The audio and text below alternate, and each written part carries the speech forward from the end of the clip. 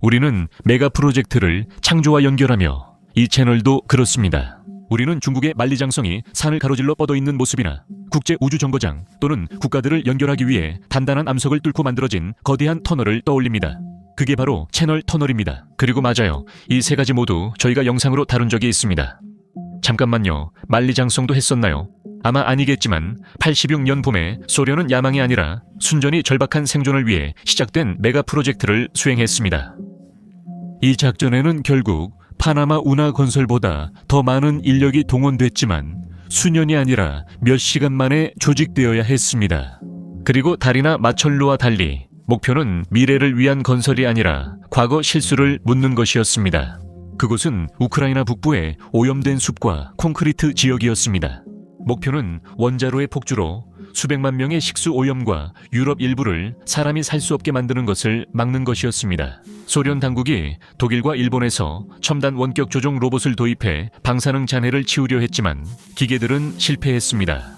방사능이 너무 강해서 그들의 전자두뇌가 견딜 수 없었습니다. 20세기 후반의 최첨단 기술도 단 몇 분 만에 무용지물이 되었습니다. 그래서 지도부는 인간만이 그런 환경에서 작동할 수 있어 인간에 의존하게 됐습니다. 인간이었고 이들을 리크베도리, 청소부라 불렀습니다. 이름만 들으면 허접한 80년대 사이언스 픽션 영화 제목 같지만 현실은 정말 끔찍했습니다. 마치 그 허접한 80년대 사이언스 픽션 영화들처럼 말이죠. 흥미롭게도 이들은 체르노빌 참사 수습을 명령받거나 자원한 남녀였습니다. 우리가 체르노빌을 생각할 때면 보통 폭발 장면이나 프리피아트에 버려진 관람차를 떠올리지만 체르노빌의 진짜 이야기는 바로 이 군대의 이야기입니다. 우리는 첫날 밤에 도착한 몇십 명의 소방관들만을 말하는 것이 아니라 거의 60만 명에 달하는 사람들의 동원을 이야기하는 것입니다. 사람들 말이죠. 이 숫자는 룩셈부르크 인구나 미국 중형 도시 규모와 비슷합니다. 그들은 더위 속에서 터널을 파는 광부, 방사능 오염수에 뛰어드는 잠수부, 독성 연기 속 헬리콥터 조종사, 90초씩 지붕 위에서 흑연을 퍼내던 젊은 군인들이었습니다. 어떤 이들은 자신이 무엇을 하는지 알고 있었던 영웅들이었고 또 어떤 이들은 그냥 트럭에 타라는 지시만 받은 징집병들이었습니다. 하지만 그들이 없었다면 체르노빌 참사는 우크라이나와 벨라루스뿐 아니라 전 세계의 재앙이 됐을 수도 있습니다. 오늘은 폭발과 RPMK, 원자로의 물리학을 넘어보려 합니다.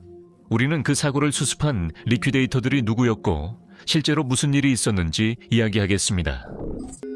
리퀴데이터가 무엇인가요? 그래서 구체적인 작업들을 살펴보기 전에 우리가 여기서 정확히 누구에 대해 이야기하고 있는지 정의할 필요가 있습니다.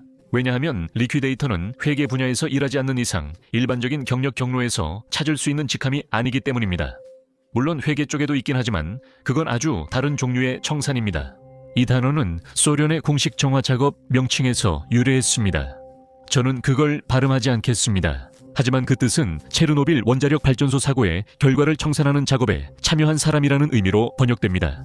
전형적인 소련 관료주의 방식으로 이 장황한 문구는 더 간결하지만 다소 불길한 명사인 리퀴데이터로 줄여졌습니다. 이 칭호는 1989년 30km 배제구역 정화 작업 참여자 모두에게 공식 부여됐습니다.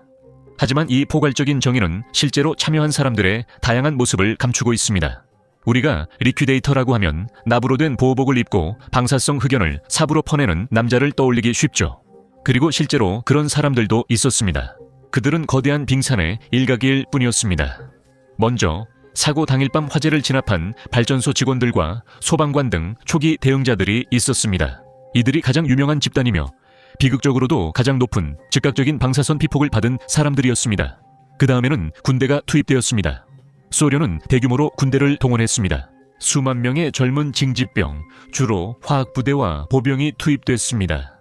대부분 18, 19살로 방사능을 거의 몰랐습니다. 물리학자들은 자빌, 경계 근무, 지붕 위, 바이오로봇 작업 등 모든 일에 동원됐습니다. 전문가들도 있었습니다. 소련은 노출된 노심 위로 수천 번 헬리콥터를 출격시켜 모래, 납, 붕소를 투하하도록 최고의 조종사들을 징집했습니다. 그들은 도네츠크와 툴라 등에서 탄광 노동자 수백 명을 석탄이 아닌 원자로 아래 냉각 터널을 파게 데려왔습니다. 사르코파구스 강철빔을 용접하는 노동자들과 실시간 보호 구조물 설계에 바쁜 엔지니어들도 있었습니다. 이 모든 인력을 뒷받침한 건 민간인이었습니다. 수십만 노동자 지원엔 인프라가 필수입니다. 운전사, 요리사, 의사, 간호사, 지역 농부들까지 오염 제거에 참여해 도로 세척, 표토 매립, 군인 식사 제공을 했습니다. 이들 모두 리퀴데이터였는데 그 수는 얼마나 될까요? 사고 이후의 혼란과 소련의 비밀주의, 그리고 몇 년 후 소련이 결국 붕괴된 탓에 기록이 완전하지 않습니다. 세계보건기구와 원자방사선영향 유엔과학위원회 등 국제기구들은 보통 하나의 수치를 인용합니다. 첫 몇 년 동안 복구 작업에 참여한 53만에서 60만 명의 작업자들이 있었고 이들이 받은 방사선 피폭량은 매우 다양했습니다. 청소부들의 평균 유효 설량은 보통 약 120mSv MSP 방사선으로 알려져 있습니다. 숫자는 추상적이니 그 의미를 이해해 봅시다. 일반적인 흉부 엑스레이는 약 1mSv의 방사선을 제공합니다. 그러니까 평균적인 청소부는 약 1200번의 흉부 엑스레이와 맞먹는 방사선을 받은 셈입니다. 또는 다르게 생각해보면 평생 동안 받는 모든 의료 스캔, 치과 검진, 골절 엑스레이, 컴퓨터 단층 촬영을 전부 1년에 몰아서 받는다고 상상해보세요. 그리고 그것은 평균치에 불과합니다. 수천 명은 더 많은 방사선을 받았고 초기 대응자 중 일부는 몇 시간 만에 치명적 방사선을 받았습니다. 하지만 이 숫자들에는 어두운 각주가 필요합니다. 국제방사선 방호협회에 따르면 리퀴데이터 중 개인 선량계로 방사선 노출을 추적한 이는 약 2~3%에 불과했습니다. 10만 명에 달하는 대부분의 사람들이 일하는 동안 공식 기록의 수치는 나중에 그들의 근무지와 근무기간을 토대로 추정된 값이었습니다. 이 수치는 종종 추측이거나 때론 안전기준 이하로 보이게 행정적으로 조작됐습니다. 소련이 겪은 그 재앙, 여러분, 그들이 맞닥뜨린 참사에 대해 이야기하자면 왜 50만 명이나 되는 인력이 필요했는지 이해하려면 그들이 정리하러 파견된 혼란스러운 현장을 살펴봐야 합니다. 사고는 빠르게 넘어가야 합니다. 청소부들에게는 원인보다 결과가 중요했습니다. 모든 것은 새벽 1시 23분에 시작됐습니다. 1986년 4월 26일에 일어난 일이었습니다. 사호기 제어실 안에서 일상적인 안전 테스트가 치명적으로 잘못되었습니다. 여기서는 제논 중독이나 제어봉 채널 같은 깊은 물리학 이야기는 다루지 않겠습니다. RBMK 1000 원자로에는 치명적인 설계 결함인 양의 공급 계수가 있었습니다. 즉, 원자로 냉각에 사용된 물이 증기로 변하면 출력이 줄지 않고 오히려 증가했습니다. 불안정한 설계와 인간 실수, 비활성화된 안전 시스템이 결합하면 통제 불능의 핵 연쇄 반응이 발생합니다. 결국 두 차례 큰 폭발이 일어났고 폭발로 2000톤 차폐막이 날아갔습니다. 원자로에 거대한 콘크리트와 강철 뚜껑이 완전히 날아가 동전처럼 뒤집혔으며 지붕을 뜯어내고 내부의 모든 것을 밤하늘로 내뿜었습니다. 연료봉, 콘크리트, 그리고 특히 흑연 감속제 블록이 곳곳에 흩어졌습니다. 중요한 것은 그 흑연이 매우 방사능에 오염됐다는 점입니다. 그 흑연은 수년간 원자로 핵심부에 있었고 이제는 평범한 잔해로 현장에 흩어져 있었습니다. 이것이 그 당시 환경이었습니다. 최초 대응자들이 근처로 걸어갔습니다. 프리피아트는 약 5만 명 인구의 현대 소련 도시로 3km 거리에 있었고 4월 26일 아침에도 일상은 이어졌습니다. 원자로 연기가 발코니에서도 보였지만 아무도 그 공기에 요오드 131과 세슘 137이 섞인 걸 몰랐습니다. 소련 당국은 대피 명령을 내리는데 36시간이 걸렸고 4월 27일 오후 에야 1200대 버스가 주민들을 데리러 줄을 섰습니다. 그들은 3일만 떠나면 된다고 들었지만 대부분 다시 집을 볼 수 없었습니다. 며칠 후 대피 구역이 방형 30km로 확대되며 10만 명 이상이 집을 떠나야 했습니다. 한편 소련 정부는 자신들이 가장 잘하는 일을 했습니다. 진실을 숨기려고 했죠. 시민들이 공포를 퍼뜨리는 것을 막기 위해 전화선이 끊겼습니다. 국영 언론은 사건을 축소 보도하며 선전 포스터로 외국 첩자와 서방 허위 정보를 비난했습니다. 하지만 숨길 수 없습니다. 노출된 원자로 노심에서 나온 방사능 구름이 스칸디나비아 상공을 떠돌고 있었습니다. 전 세계가 알게 되었고 크렘린은 만약 그 화산을 막지 않으면 오염이 수백만 명의 식수원을 위협하고 소련의 광대한 지역을 사람이 살 수 없게 만들 수 있다는 사실을 깨달았습니다. 원자로가 여전히 타오르고 방사능이 쏟아지는 상황에서 소련 지도부는 가장 신뢰하는 인력을 투입하기로 했습니다. 그리고 바로 그때 청산인들이 도착하기 시작했습니다. 1단계 첫 며칠 동안 최초의 청산인들은 징집병이 아니었습니다. 시골에서 트럭으로 온 이들은 교대 근무 중이던 남자들과 프리피아트 발전소 소방대원들이었습니다. 가장 먼저 도착한 소방대는 프라비크 중위와 키바노크 중위가 지휘했습니다. 둘 다 23세의 젊은 남자들이었습니다. 그들은 대형이지만 평범한 산업 화재로 생각하며 소방대원들을 이끌고 원자로로 갔습니다. 터빈홀의 지붕은 역청이라는 타르 같은 물질로 덮여 있었고 이는 튀어나온 잔해에 의해 불이 붙었습니다. 연기는 짙고 유독했으며 타르와 이상한 검은 블록들이 함께 탔습니다. 생존자들은 나중에 이 블록들을 발로 차 호스를 연결했다고 했습니다. 그 블록들은 뜨거웠고 섬뜩한 내부 발광으로 빛나는 것처럼 보였습니다. 이것들은 원자로 코어에서 나온 흑연 블록이었습니다. 몇 분 전까지만 해도 그 블록들은 용기 안에서 핵 반응을 조절했지만 이제는 지붕 위에 놓여 근처에 서기만 해도 치명적인 방사능을 내뿜고 있었습니다. 소방관들은 막대한 감마선과 중성자 방사선에 노출됐지만 계속 일했습니다. 그들은 납 방호복 없이 캔버스 재킷, 일반 헬멧, 고무 장화만 착용했습니다. 비번이던 일부 남성들은 셔츠나 가죽 재킷을 입고 급히 현장에 도착했으며 30분 후 점점 힘이 빠졌습니다. 그들은 금속 맛이 난다고 했고 이는 이온화된 공기에서 오는 고설량 방사선 노출의 증상입니다. 이후 메스꺼움과 구토가 차례로 나타났습니다. 그들은 연기를 마신 게 아니라 중추신경계 마비로 쓰러졌습니다. 소방관들이 화재와 싸우는 동안 통제실에선 다른 싸움이 벌어졌습니다. 처음 몇 시간 동안만요. 수석 엔지니어들은 원자로가 사라졌다는 사실을 믿기 어려웠습니다. 교육에 따르면 RBMK, 원자로는 요새 같아 폭발할 수 없었습니다. 주니어 직원들이 원자로 홀에서 하늘이 보였다고 보고하러 뛰어들어왔을 때 그들은 환각을 보거나 착각한 것이라고 들었습니다. 하지만 혼란 속에서도 엄청난 직업적 영웅 행위들이 있었습니다. 운영자들과 엔지니어들은 심각한 문제가 발생했다는 것을 깨닫고도 자리를 지켰습니다. 그들은 어둡고 물에 잠긴 복도를 달려 방사능으로 빛나는 물을 헤치며 수동으로 밸브를 돌렸습니다. 그들은 원자로를 식히기 위해 물을 주입하려고 했지만 실제로는 원자로 핵심이 주차장 전체에 흩어져 있다는 사실을 알지 못했습니다. 여기서 멈추고 이 남성들에게 실제로 무슨 일이 있었는지 설명하겠습니다. 방사능이 20년 후 암을 유발한다는 건 생물학적으로 일종의 주사위 던지기 같은 냉소적인 효과입니다. 하지만 소방관과 발전소 직원들이 마주한 건 결정론적이었습니다. 그것은 위험이 아니라 확실한 일이었고 바로 급성방사선 증후군이었습니다. 인체가 1시버트, 1000밀리시버트 이상의 방사선을 짧게 받으면 방사선이 미세한 폭발처럼 작용합니다. 방사선은 DNA를 손상시키는 것에 그치지 않고 사실상 DNA를 산산조각냅니다. 가장 먼저 손상되는 것은 골수입니다. 몸이 백혈구를 만들지 못해 면역체계가 무너집니다. 더 강한 방사선에서는 위장 내벽이 벗겨져 내부 출혈과 폐혈증이 발생합니다. 극심한 방사선량에서는 혈관이 새고 신경계가 마비됩니다.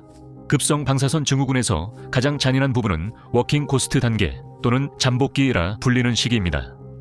초기 증상 후 환자는 회복된 듯 보입니다. 환자들은 괜찮다며 카드놀이를 하거나 가족과 대화합니다. 이는 먼저 도착한 프라빅 중위와 키바노크 중위에게도 있었습니다. 그들은 모스크바 6번 병원으로 옮겨졌고 며칠간 호전된다고 느꼈지만 실제로는 회복되지 않았습니다. 그들의 몸은 죽어가는 세포만 있었고 새 세포는 없었습니다. 잠복기 후 상태는 끔찍하게 악화되었습니다. 프라빅과 카이보노크는 1986년 5월 사고 몇 주 후 모두 사망했습니다. 그들은 밀봉된 관에 묻혔습니다. 그들의 시신이 방사능에 오염되어 있었고 지금도 그렇기 때문입니다. 하지만 이것이 모두에게 사형 선고가 된 것은 아니었습니다. 런 니탈니코프 소방서장은 작전 중 높은 방사선을 받아 급성 방사선 증후군에 걸렸지만 생존의 18년 뒤인 2004년 암으로 사망했습니다. 이들이 최초의 리퀴데이터이며 가장 순수한 예라 할 수 있습니다. 그들은 훈장, 특별연금, 증서도 받지 못했습니다. 그들은 그저 자신들이 완전히 이해하지 못한 상황 속으로 걸어 들어갔을 뿐입니다. 자신들을 지키지 못할 장비로 결코 꺼지지 않을 불을 끌어 나섰습니다. 그게 그들의 일이었기 때문입니다. 2단계엔 헬리콥터, 잠수부, 광부가 투입됩니다. 초기 진화 후 소련은 새로운 현실에 직면했습니다. 원자로가 열린 화산처럼 방사성 동위원소를 대기 중에 내뿜고 있었습니다. 1단계 영웅들 이 시간을 벌어줬지만 원자로는 여전히 타고 있었습니다. 소련 지도부는 공중, 수중, 지상 3중 공격으로 진압을 시작했고 최우선은 불을 완전히 끄는 것이었습니다.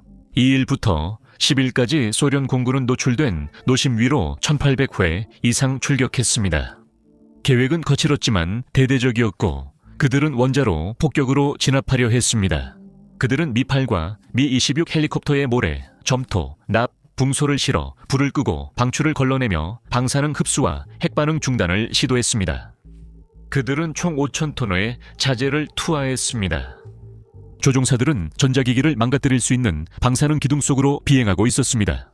그들은 너무 낮게, 때로는 폐허 위 몇 미터밖에 안 되는 높이로 비행해서 방사능이 조종석 바닥을 통해 올라오고 있었습니다. 자신을 보호하려고 좌석 아래 나판을 깔았지만 충분하지 않았습니다. 역사가들은 이 투하 대부분이 목표를 빗나갔다는 사실을 알고 있습니다.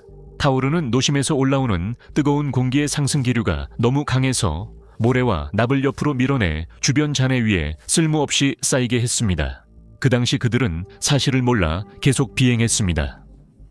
조종사들이 위에서 싸우는 동안 더 큰 위협이 아래에 있었습니다. 원자로 용기 아래 2층의 버블러 푸른 사곳이 증기 억제를 위해 설계된 대형 물 저장소였지만 이번 사고는 예외적이었습니다. 두려웠던 건 녹아내린 코리움이 콘크리트 바닥을 뚫고 물과 닿아 증기 폭발을 일으킬 수 있다는 점이었습니다. 계산에 따르면 이 폭발로 남은 세 원자로가 모두 파괴되고 전 세계에 방사성 낙진이 퍼질 수 있다고 했습니다.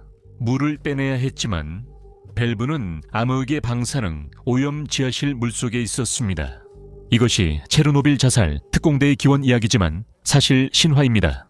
대중문화에서는 세 남성이 죽으라는 명령을 받았다고 자주 말합니다. 실제는 덜 극적이지만 더 인상적입니다. 알렉세이 아노넨코, 발레리 베스팔로프, 보리스 바라노프는 배관에 익숙해 자원하거나 임무를 맡았습니다. 그들은 스쿠버 장비를 착용하고 잠수한 것이 아니라 간단한 호흡기를 착용한 채 잠수복을 입고 무릎까지 차오르는 방사능 오염수 속을 걸어갔습니다. 어두운 복도를 지나 밸브를 찾아내어 그것을 열었습니다. 물이 빠져나갔고 폭발은 막을 수 있었습니다. 그리고 잘못된 소문과 달리 그들은 방사능으로 죽지 않았고 2명은 몇 주 후에도 살아있었으며 바라노프는 2005년까지 생존했습니다. 그들은 자살적 순교자가 아니라 자신의 일을 한 유능한 전문가였습니다. 물이 사라진 뒤 가장 두려웠던 건 노심이 지하수까지 내려갈까 하는 점이었습니다. 해결책은 건물 전체 아래에 대형 열교황이, 즉 별도의 액체질소 냉각판을 설치하는 것이었습니다. 그러나 원자력 발전소 아래에 불도저를 투입할 수 없어 직접 파야 했습니다. 소련은 제국에서 가장 강인한 남자들, 즉 탄광 노동자들을 모집했습니다. 약 100명 이툴라와 돈바스 지역에서 데려와줬습니다. 그들의 임무는 원자로 아래에 168m 길이의 터널을 파서 터널 내부에 냉각 시스템을 위한 공간을 만드는 것이었습니다. 열기가 심했고 위에서 방사능이 새어나왔습니다. 공합 드릴 사용 시 원자로가 더 불안정해질 수 있어 그들은 직접 손으로 땅을 팠습니다.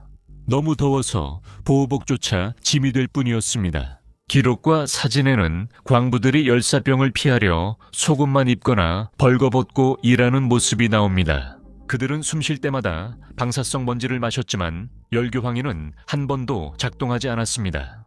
터널 완공 무렵엔 핵심부가 시거 콘크리트 받침대로 충분하다고 생각했습니다. 광부들은 건강을 희생해 새로운 안전 시스템을 만들었습니다.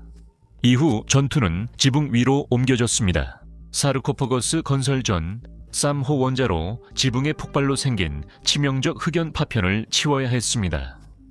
소련은 현대적 방법으로 문제를 해결하려 했고 원격 로봇과 개조된 달 탐사차, 독일, 일본 기계도 투입했습니다. 하지만 지붕 위 방사선이 너무 강해 일부는 최대만 론캔에 달아 로봇 실리콘 칩이 파괴됐습니다. 기계들은 목적 없이 방황하거나 멈춰 결국 인간에게 의존하게 됐습니다. 바이오로봇 지휘관 니콜라이 타랑카노프는 이 임무에 수천 명의 젊은 병사를 동원했습니다. 전략은 노출 시간을 줄여 피폭량을 최소화하는 것이었습니다. 남자들은 즉석에서 만든 나판, 고무 앞치마, 두꺼운 외투를 입고 작업했습니다. 그들은 계단실에서 대기하다가 사이렌이 울리면 지붕으로 달려갔습니다. 주어진 시간은 90초였습니다. 그들은 삽으로 흙연을 퍼 분화구 너머로 던지고 곧바로 돌아와야 하였습니다. 넘어지거나 오래 머무르거나 더 뜨거운 조각을 집었다면 이미 죽은 목숨이었습니다. 수천 명의 남자들이 지붕 위에서 차례를 가졌고 대부분은 단 한 번만 했습니다. 그들은 90초 동안 달려가서 세상을 아주 작은 비율만큼이나마 구했습니다. 그들은 증명서와 100루블 보너스를 받고 집에 돌아갔습니다. 사르코파구스에서 3단계 제염이 진행되는 동안 광부들이 굴을 파고 조종사들이 비행하는 사이 훨씬 크고 느린 군대가 대지를 이동하고 있었습니다. 재앙은 원자로에만 머물지 않고 폭발로 방사성 동위원소가 지역에 확산됐습니다. 청소부들의 임무는 발전소 복구뿐만 아니라 땅을 정화하는 것이었습니다. 청소부 부대들은 소련 전역에서 소집된 예비군들이었고 30km 출입금지 구역 내의 마을과 도시로 파견되었습니다. 그들은 화학 거품으로 거리를 세척하며 벽도 닦았고 거품은 먼지를 흡수해 하얀색에서 회색으로 변했습니다. 문질러 닦는 것으로 효과가 없으면 그들은 샌드블라스트를 사용했습니다. 샌드블라스트로도 안 되면 그들은 건물을 철거했습니다. 방사능을 흡수하는 나무로 지은 마을이 불도저로 밀려버렸습니다. 청소부들은 도랑을 파고 집, 헛간, 울타리를 넣고 흙으로 덮었습니다. 피해가 심한 지역의 토양도 문제가 됐습니다. 표토가 방사성 폐기물로 지정됐습니다. 청소부들은 그레이더와 삽을 사용해 수천 헥타르에 걸쳐 땅의 상층 몇 센티미터를 긁어내고 그것을 트럭에 실어 콘크리트로 둘러싸인 폐기물 매립지에 묻었습니다. 이 단계에서 가장 오싹했던 순간은 발전소 뒤 붉은 숲이었습니다. 소나무 숲이 많은 낙진을 흡수했습니다. 나무들은 즉시 죽어 녹슨 갈색으로 변했고 청소부들은 베어내라는 명령을 받았습니다. 그들은 나무를 베어 도랑에 넣고 묻었습니다. 레드포레스트가 있던 땅은 지금도 지구에서 가장 오염된 장소 중 하나이며 제가 직접 방문한 곳입니다. 하지만 원자로가 하늘에 노출됐다면 정화 작업은 무의미했을 겁니다. 소련은 이 화산에 오브젝트 쉘터라는 뚜껑이 필요했습니다. 전 세계는 이것을 사르코파고스로 부릅니다. 목표는 파괴된 원자로를 감싸는 큰 강철 콘크리트 경납 구조물 건설이었습니다. 이런 복잡한 구조물 설계와 건설에는 보통 5년이 듭니다. 이들은 5개월만 애해냈습니다. 6월에는 설계가 완료됐고 11월에는 완공됐습니다. 공학적으로 매우 어려웠습니다. 방사능 탓에 측량사를 보내 기초 측정도 못했습니다. 목숨이 위험했으니까요. 폭발로 인해 벽이 불안정해져서 새로운 구조물을 옛잔해의 볼트로 고정할 수도 없었습니다. 그래서 그들은 즉흥적으로 해결책을 찾아야 했습니다. 그들은 대형 원격 크레인과 독일산 디마그 장비로 조립식 강철벽을 설치했습니다. 그들은 원격 조종 콘크리트 플랜트로 안전한 거리에서 수십만 입방미터 콘크리트를 펌프로 보냈습니다. 가장 중요한 순간 중 하나는 거대한 빔, 즉 원자로의 열린 부분을 가로질러 설치해야 했던 대형 지지 거덜을 설치하는 일이었습니다. 새로운 지붕을 지탱하기 위해 이 빔은 카메라와 쌍안경을 든 감시자들이 나부로 된 벙커에서 지켜보는 가운데 외과 수술 수준의 정밀함으로 크레인으로 들어 올려야 했습니다. 하지만 볼트를 조이거나 케이블을 분리할 때마다 기계가 다 할 수는 없었습니다. 로봇이 접근 못하는 위험 구역엔 사람이 직접 들어가야 했습니다. 용접공들은 나부로 덮인 캐빈에서 크레인에 매달려 강철빔을 용접했습니다. 1986년 완공 당시 석관은 흉물스럽고 회색의 위압적인 괴물 같았어요. 완전히 밀폐되지 않고 구멍과 틈이 많았지만 효과는 있었습니다. 엔지니어들은 이것이 임시방편이며 30년 정도만 버티도록 급히 만들었다는 걸 알고 있었습니다. 영구적인 해결책인 새로운 안전 경납 구조물, 오늘날 원자로를 덮고 있는 그 거대한 아치형 구조물은 현대공학의 경이로움입니다. 사실 우리는 이미 그것에 대해 다룬 적이 있습니다. 이 채널에서 처음 만든 영상 중 하나였던 것 같아요. 이 영상을 다 보고 나서 원하신다면 확인해 보실 수 있습니다. 이 모든 일을 해내기 위해 소련 관료제는 가장 소중한 자원인 국민의 건강을 관리해야 했습니다. 서류상으로는 그 시스템이 엄격했습니다. 처음엔 청소부 연간 피폭 한도가 150mS였으나 상황 안정 후 100 이후 50으로 낮아졌습니다. 이 시스템은 펀치카드처럼 작동해 구역 출입 시 피폭량이 기록됐고 카드가 가득 차면 더 이상 출입이 불가했습니다. 혹은 150, 150 한도에 도달하면 더 이상 일할 수 없었고 퇴역 처리되어 집으로 보내졌으며 보너스를 받았습니다. 하지만 실제로는 카드에 찍히는 도장은 유동적이었습니다. 지휘관들은 마감일을 맞추기 위해 엄청난 압박을 받고 있었습니다. 최고의 크레인 기사나 숙련된 용접공이 중요한 작업 중 피폭 한도에 도달하면 며칠간 방사선량 기록을 중단하고 싶어졌습니다. 또한 청산인들도 이 속임수에 참여했습니다. 예비군이나 탄광 노동자가 많았고 위험 수당을 더 받으려 했습니다. 한도에 다다르면 집으로 돌아갈 걸 알고 있었습니다. 일부는 작업 시 도시미터를 막사에 두고 가 고의로 피폭량을 숨겨 계속 급여를 받았습니다. 공식 기록에 따르면 청소 작업이 진행되면서 평균 피폭량이 매년 감소했다고 합니다. 통계적으로도 사실입니다. 하지만 86년에 현장에서 빔을 용접하고 숲을 매장하던 남성들에게 공식 수치는 종이에 적힌 잉크에 불과했습니다. 그냥 종이일 뿐이었죠. 청소부로서의 삶, 일상의 현실. 그렇다면 실제로 청소부로 산다는 것은 어떤 것이었을까요? 잠시 헬리콥터와 영웅담을 걷어내 봅시다. 현장에 있던 60만 명 남성에게 청소 작업은 단순한 전투가 아닌 지루하고 더럽고 혼란스러운 직업이었습니다. 여정은 대부분 문을 두드리거나 편지 한 통으로 시작됐습니다.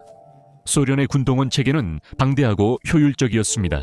30, 40대 예비군 남성들, 이 오랜만에 갑자기 소집됐습니다. 많은 이들이 목적지를 알지 못한 채 특별 훈련이나 수학 지원 등으로 소집됐다고 들었습니다. 트럭이 남쪽 키예프로 향하거나 검문소를 볼 때 비로소 현실을 깨달았습니다. 참전 용사들과의 인터뷰에서는 이상한 감정의 혼합이 드러납니다. 분명 두려움도 있었지만 진정한 의무감과 흥분도 있었습니다. 이들은 냉전 세대였고 위대한 애국전쟁 이야기를 들으며 자랐습니다. 많은 젊은이에게 이는 자신보다 큰 무언가에 봉사할 기회로 여겨졌습니다. 그들은 그곳에서 몇 주 일하고 영웅처럼 집에 돌아올 거라 믿었습니다. 하지만 그들이 도착했을 때 현실은 첨단 군사 작전과는 거리가 멀었고 그 정도 규모의 군대를 수용하는 단순한 물류조차도 악몽이었습니다. 리퀴데이터들은 원자로에서 몇 마일 떨어진 거대한 천막도시, 개조된 학교, 그리고 분비는 막사에서 생활했습니다. 86년 여름에는 무더운 더위가 기승을 부렸고 겨울에는 천막이 얼어붙을 정도로 추웠으며 일상은 고된 반복이었습니다. 아침에 일어나면 소련 표준 식당에서 죽 같은 음식을 먹었습니다. 그건 메밀, 통조림 고기, 그리고 차였죠. 그리고 나서 버스에 탔습니다. 버스 안에는 제염을 위해 비닐 시트가 깔려 있었고 그 버스가 여러분을 구역으로 데려다 줬습니다. 근무 교대 후 방사능 수치에 따라 12시간 혹은 2시간 일했고 이후 세척소를 통과했습니다. 제염 샤워는 의무였지만 대개 효과가 없었습니다. 남자들은 피부가 벗겨지도록 씻었지만 가이거 개수기 검사에 통과하지 못해 다시 씻어야 했고 보호 장비도 마찬가지였습니다. 대부분에겐 이게 농담거리였습니다. 잠수부나 지붕 위 작업자가 아니라면 개인 보호 장비는 면제복과 흰 거즈 마스크뿐이었습니다. 한 베테랑은 코에 붙이라는 작은 붕대를 받으며 이게 당신들을 안전하게 지켜줄 겁니다. 동지들이라는 말을 들었던 이를 씁쓸하게 떠올렸습니다. 약탈의 유혹도 있었습니다. 그 구역엔 텔레비전, 가구, 옷 등으로 가득 찬 버려진 집이 많았고 일부 리퀴데이터들은 방사능이 모든 것에 남는 걸 모르고 물건을 몰래 반출하려 했습니다. 버려진 아파트에서 라디에이터를 잘라 고철로 팔거나 실크 낙하산을 훔쳐 안에 옷을 만들려는 병사들이 있었습니다. 이들은 자신도 모르게 독을 집에 가져와 가족을 노출시켰습니다. 보드카도 있었습니다. 정보가 부족하자 소문이 퍼졌고 특히 보드카가 최고의 방사능 보호제라는 소문이 돌았습니다. 코로나가 처음 시작됐을 때가 생각나네요. 그때도 담배를 피우면 바이러스를 죽일 수 있다는 소문이 돌았었죠. 알코올이 갑상선이나 혈액의 방사능을 제거한다는 믿음이 널리 퍼져 있었습니다. 지휘관들은 종종 음주를 묵인했으며 때로는 알코올이 배급품에 포함되기도 했습니다. 한편 소련 공식 보건 채널은 이것이 미신이며 실제로도 그렇다며 금주를 촉구했습니다.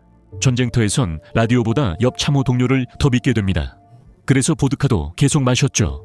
여러분은 그럼 왜 그들은 남아있었고 반란은 왜 안 했을까 궁금할 수 있습니다. 부분적으로는 소련의 통제 시스템 때문이었고 또 한편으로는 약속 때문이기도 했습니다. 청산인들은 소련 기준으로 높은 보수를 받았고 때로는 월급의 3, 5배를 받기도 했습니다. 또 위험수당, 조기 퇴직, 평생주택과 의료 우선권도 약속받았습니다.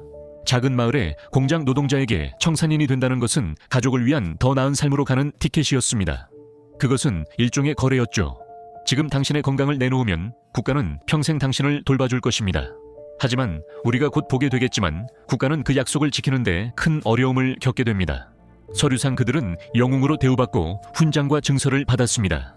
실제로 많은 이들은 일회용 장비, 즉 오염을 정화하기 위해 사용된 생물학적 필터처럼 느꼈고 뜨거워지면 버려지는 존재라고 생각했습니다.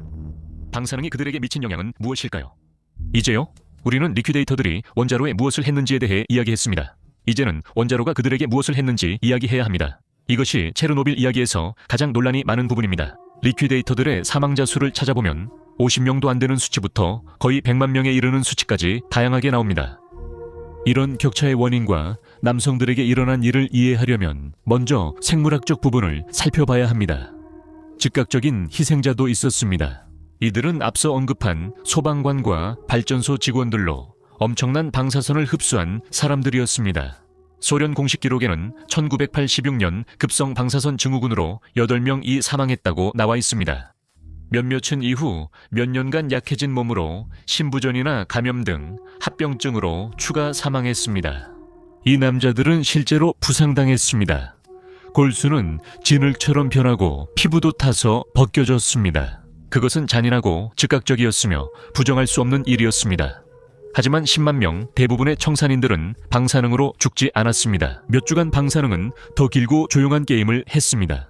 청산인 1인당 평균 방사선량은 약 120mSv로 자연 방사선량보다 수백 배 높지만 급성 방사선 증후군을 일으킬 정도는 아닙니다. 대신 이것은 슬로우 모션 독처럼 DNA 가닥과 세포를 손상시킵니다. 가장 먼저 나타난 증상은 백혈병이었는데 골수의 혈액 생성 세포가 방사선에 특히 민감하기 때문입니다. 혈액암은 수년 내 먼저 발생하는 경향이 있습니다. 리퀴데이터 연구에서 백혈병 발생률이 일반인보다 유의하게 높았습니다. 다음으로 갑상선, 폐, 위 등 장기에 생기는 고형암이 있습니다. 이 암들은 수십 년에 걸쳐 발병하며 과학적으로 더 복잡합니다. 암은 60만 명 집단에서 흔하며 수천 명이 자연적으로 암에 걸립니다. 체르노빌이 없었더라도 방사선으로 인한 암과 자연적으로 발생한 암을 개별 의사가 구분하는 것은 불가능합니다. 오직 통계에서만 그 차이를 볼 수 있습니다. 세계보건기구 등 국제기관들은 청소부들 사이에서 방사선으로 인한 수천 명의 추가 암 사망을 예상합니다. 그러나 이는 한쪽 면일 뿐입니다. 다른 연구자들과 비정부기구는 이 모델들이 지나치게 보수적이라고 봅니다. 그들은 많은 청소부들이 젊은 남성들이었고 정상보다 훨씬 더 높고 이른 시기에 백내장, 즉 수정체 혼탁을 겪었다는 사실을 지적합니다. 이는 방사선 노출의 알려진 징후입니다. 수년 동안 초점은 거의 전적으로 암에 맞춰져 있었습니다.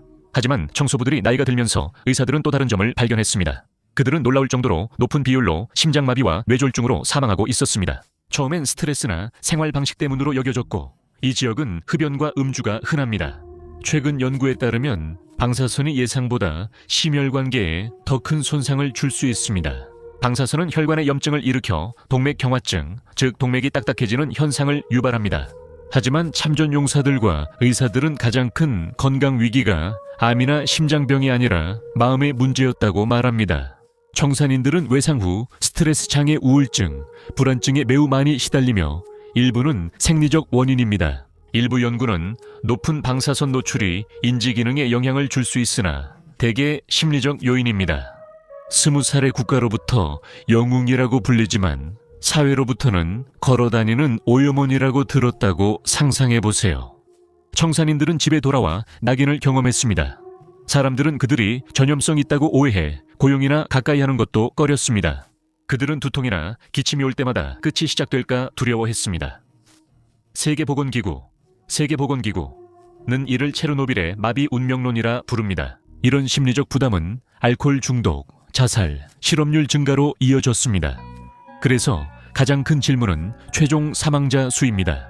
글쎄요, 세계보건기구와 국제원자력기구의 말을 들어보면 이 수치는 청산인과 피난민 등 최대 4,000명의 조기 사망으로 자주 인용됩니다. 그린피스나 우려하는 과학자연합 등은 전 세계 사상자가 수만 백만 명에 이를 수 있다고 합니다. 우리는 아마 그 숫자에 합의하지 못할 것입니다. 데이터와 기록이 불완전해 현실을 이해하는데 꼭 정확한 숫자가 필요하진 않습니다. 수십만 명이 방사능에 노출됐고 수천 명이 젊은 나이에 사망한 사실을 알고 있습니다. 기억, 정치, 그리고 인정. 수십 년간 리퀴데이터들은 그림자 속 존경받는 집단이었으나 공적으로는 외면받았습니다. 세월이 지나 그들의 유산은 점차 드러났습니다. 오늘날 체르노빌 소방서에서는 기념비를 볼 수 있습니다. 이 동상은 소련식 오벨리스크가 아닌 지친 소방관들의 모습을 형상화했으며 소방관들이 직접 만들었습니다. 가장 유명한 추모비는 발전소 행정 건물 근처에 있으며 리퀴데이터들이 핵 화재를 진압하는 모습을 묘사합니다. 비문에는 세상을 구한 이들에게 라고 간단히 쓰여 있습니다. 개별 군인이나 노동자에게 주어진 인정은 더 작았습니다. 그것은 작은 빨간 책자와 메달의 형태로 주어졌죠. 리퀴데이터 메달의 디자인은 꽤 인상적입니다. 이 메달에는 생명의 희생을 상징하는 피 한 방울이 그려져 있고 그 피를 가로지르는 세 줄은 세 가지 종류의 이온화 방사선, 즉 알파, 베타, 감마선을 나타냅니다. 이 책자는 소련 전역에서 무료 대중교통, 공공요금 할인, 우선 의료 서비스를 제공하는 황금 티켓이었습니다. 하지만 1991년에 제국이 무너질 때 소련은 존재를 멈췄습니다. 리퀴데이터들은 버려졌고 더 이상 존재하지 않는 나라를 위해 일했습니다. 그들의 연금과 의료비는 우크라이나, 벨라루스, 러시아가 부담하게 됐습니다. 이 나라들은 경제 붕괴로 고통받았고 소련의 영웅들도 예산 부담이 되었습니다. 우크라이나 리퀴데이터들은 키예프 정부 청사 앞에서 반복적으로 시위와 단식 투쟁을 했습니다. 그들은 연금 삭감과 의료 혜택 취소에 항의하고 있습니다. 그들은 정부가 자신들에게 보장된 보상을 점차 임의적인 사회복지 혜택으로 바꿔버렸다고 주장합니다. 그래서 예산이 조금만 부족해져도 언제든지 삭감될 수 있다는 것입니다. 에스토니아 등 발트 국가에서는 상황이 더 복잡했습니다. 청산자 다수가 러시아계이거나 비시민이었기 때문입니다. 수년 동안 그들은 어떤 인정도 받기 위해 고군분투했습니다. 일부 사람들에게는 영웅이 아니라 점령군 소련군의 하수인으로 여겨졌기 때문에 최근에야 법이 바뀌어 그들에게 소박한 지원이 제공되기 시작했습니다. 전 세계가 폭발이 일어난 26일 참사의 기념일을 기리는 동안 청산자들에게는 그들만의 날이 있습니다. 우크라이나에서는 12월 14일 이 청산자의 날입니다. 이 날은 1986년에 원래의 석관이 공식적으로 완공되었다고 선언된 날짜를 기념합니다. 이 날은 사고를 애도하는 날이 아니라 그 사고를 극복한 승리를 기념하는 날입니다. 체르노빌, 후쿠시마, 미래의 청산인들까지 소련 붕괴 후 많은 이들이 청산인의 시대가 끝났다고 여겼습니다. 현대 안전 기준과 진보된 로봇 기술, 민주적 감시가 있다면 더 이상 녹아내리는 원자로에 많은 사람을 투입할 필요가 없다고 생각했습니다. 2011년 3월 11일 쓰나미가 후쿠시마 다이이치 원전을 강타했습니다. AT6의 시나리오가 다시 반복되기 시작했고 또 혼란스런 폭발이 있었습니다. 당시 실제로 있었던 유명한 후쿠시마의 최초 대응자들이 있었습니다. 수백 명의 직원들이 어둠 속에서 남아 수동으로 밸브를 열고 압력을 모니터링했습니다. 그리고 다시 한번 정화 작업이 몇 주에서 몇 년으로 길어지면서 엄청난 규모의 임시 노동력이 만들어지는 모습을 볼 수 있었습니다. 언론은 일본 정화 작업 인력을 리퀴데이터라 불렀고 유사점이 뚜렷했습니다. 그러나 차이점도 분명했습니다. 후쿠시마 작업자들은 밀폐형 타이백 슈트, 전면 마스크, 디지털 실시간 선량계를 착용했습니다. 그들은 발에 신문지나 나판을 두르지 않았습니다. 방사선 방호 수준은 체르노빌보다 훨씬 앞서 있었고 초기 영웅들은 팁코 직원들이었습니다. 청소 작업의 대부분인 잔해 운반, 오염수 저장 탱크 설치, 토양 정화는 하청업체와 그 하청의 하청이 맡았습니다. 끝까지 하청업체였고 조사로 복잡한 노동자 모집 구조가 밝혀졌습니다. 많은 노동자들은 사회의 변두리에서 모집된 임시 일용직 노동자들이었고 때로는 거의 교육도 받지 못했습니다. 비평가들은 소련의 징집병들처럼 이 남성들 또한 경제적으로 취약한 경우가 많았으며 선택지가 거의 없어서 위험한 일을 맡게 된다고 지적했습니다. 이들은 더 나은 법의 보호를 받았지만 여전히 기계가 할 수 없는 더러운 일을 하는 현대의 바이오 로봇이었습니다. 그리고 이것이 우리를 미래로 이끕니다. 체르노빌 이후 전 세계는 교훈을 얻었습니다. 이제 우리는 핵노동자들의 암 위험뿐 아니라 정신건강, 사회복지를 추적하는 국제 프로토콜을 갖추고 있습니다. 가장 불편한 교훈은 기술적입니다. 우리는 AI와 보스턴 다이내믹스 시대에 살고 있습니다. 재난 발생 시 드론을 투입하겠지만 로봇은 한계가 있습니다. 강한 감마선은 센서를 교란하고 회로를 손상시키며 재난 지역은 매우 복잡합니다. 로봇은 철근을 넘거나 침수된 지하실을 탐색할 때 끼이거나 센서 고장으로 밸브 조작이 어렵습니다. 또는 드론이 도달할 수 없는 곳에 모래주머니를 정확히 놓아야 할 때도 해결책은 항상 같습니다. 손이 필요하고 즉흥적으로 대처할 수 있는 두뇌가 필요하며 결국 인간이 필요합니다. 리퀴데이터들의 작업을 순수 규모로 요약하면 정말 엄청납니다. 우리는 약 60만 명에 달하는 동원에 대해 이야기하고 있습니다. 이들은 소련 전역에서 모인 광부, 잠수부, 조종사, 군인, 간호사들입니다. 그들은 핵화재를 진압하고 폭발 위험, 물탱크를 비우고 냉각 터널을 파며 나라 크기의 표토를 제거하고 지구에서 가장 위험한 물체를 강철 무덤으로 둘렀습니다. 그들은 7개월도 안 되어 이 일을 해냈습니다. 만약 수조를 비우거나 노심을 덮지 않았다면 대륙 전체가 재앙에 휩싸였을 것입니다. 오늘날 유럽의 지도는 매우 다르게 보였을지도 모릅니다. 지금 보통 이 채널에서는 인간의 성견지명과 정밀공학의 기념비적인 계획의 성공에 대해 이야기합니다. 청산 작업은 그 반대였습니다. 즉흥적으로 진행된 초대형 프로젝트였고 기술의 실패에 대한 절박하고 혼란스러운 반응이었습니다. 이것은 첨단 기술 시스템에도 한계가 있음을 보여주었습니다. 최신 원자로 설계가 실패하고 독일, 일본의 원격 조종 로봇도 고장났을 때 문명엔 예비 기계가 없었습니다.